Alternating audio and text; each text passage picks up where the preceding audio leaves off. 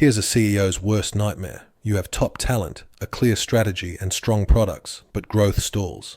The culprit? An organizational structure that holds you back, creating confusion and inefficiency. Leading tech firms frequently adapt their structures to stay agile and competitive in fast-changing markets. In this video, you'll see how they apply both classic management theory and human-centered design to align structure with strategy, principles you can use to strengthen your own organization. First, let's clarify what Peter Drucker meant by structure follows strategy.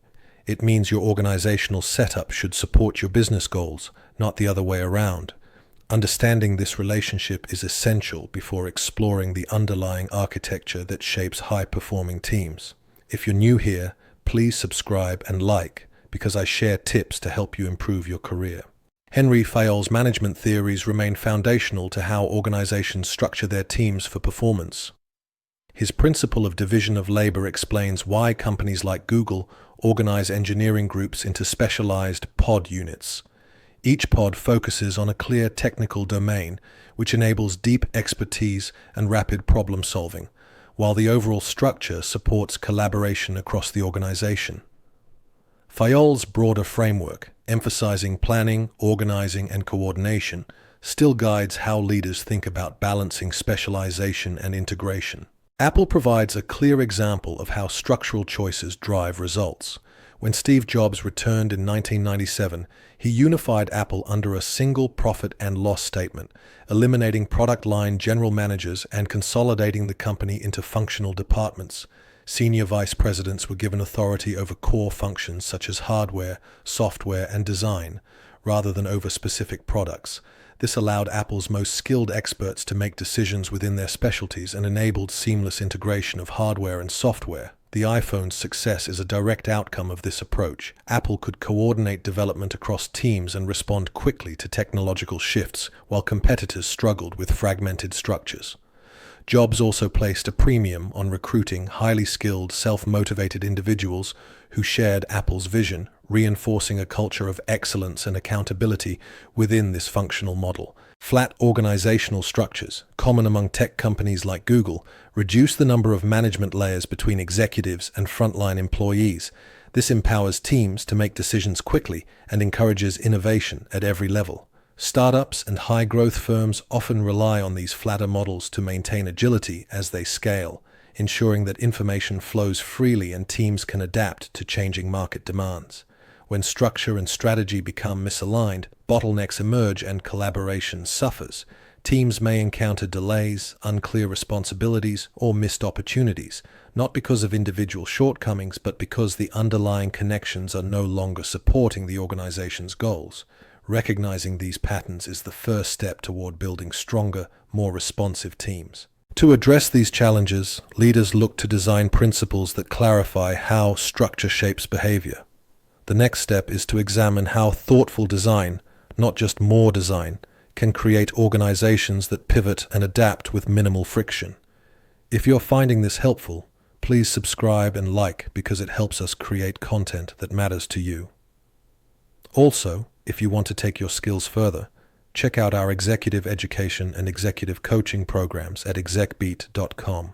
Minimalism in design doesn't just shape products, it shapes how organizations function. Dieter Rams's idea of as little design as possible translates into removing unnecessary layers and processes from your organizational structure. This approach is visible in how leading tech companies structure teams for speed and clarity. Spotify's squad and chapter model, for example, demonstrates the value of small, autonomous teams that own specific missions. Squads operate independently, while chapters connect people with similar skills across squads, sharing best practices without adding unnecessary bureaucracy. This keeps the hierarchy flat and the organization responsive, allowing teams to focus on delivering value rather than navigating red tape. Matrix structures offer another way to balance flexibility and expertise. By bringing together functional specialists for specific projects, organizations can respond quickly to shifting demands. However, the matrix model has trade-offs. Multiple reporting lines can slow decision-making and create confusion about authority. The key is to apply this structure where its benefits outweigh its complexity. ensuring that cross-functional collaboration happens with clear objectives and minimal friction. Network structures take minimalism even further. H&M, for instance, outsources much of its production to external partners while keeping core design functions in-house. This allows the company to adapt rapidly to changing fashion trends and reduce costs. The trade-off is less oversight and control over manufacturing, which can introduce risks around quality and consistency. Still, by focusing on core competencies and outsourcing the rest, H&M embodies Ramsey's principle of stripping away the non-essential. Effective organizations recognize that structure is never static. As strategies evolve, so must the underlying design. High-performing firms regularly review and adjust their structures, using processes like milestone reviews or network analysis to ensure alignment with business goals. This ongoing iteration supports both adaptability and sustained performance. Understanding these principles is the first step, but real progress comes from actively examining your own organization's connections and flows. Next, we'll look at practical tools leaders use to map and refine the way decisions and collaborations actually happen day to day. Sustained organizational effectiveness depends on periodic, purposeful redesign rather than constant upheaval. Evidence shows that companies willing to iterate their structures gain a clear performance edge over those that remain static. Kate Kesler's 5-milestone organization design process provides a practical roadmap. Start with a business case, design the structure, align roles and responsibilities, make talent decisions, and plan the transition. This week, map your team's current interactions against your top strategic priorities. Identify where collaboration supports your goals and where bottlenecks slow progress.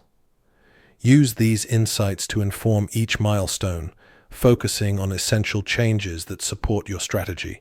The objective is not perfection, but a lean, evolving structure, minimal yet effective, in line with Ramsey's design philosophy. Thanks for watching. Please subscribe and like because it helps us bring you more free videos. And if you're ready to grow your career, visit execbeat.com to learn about our executive education and coaching.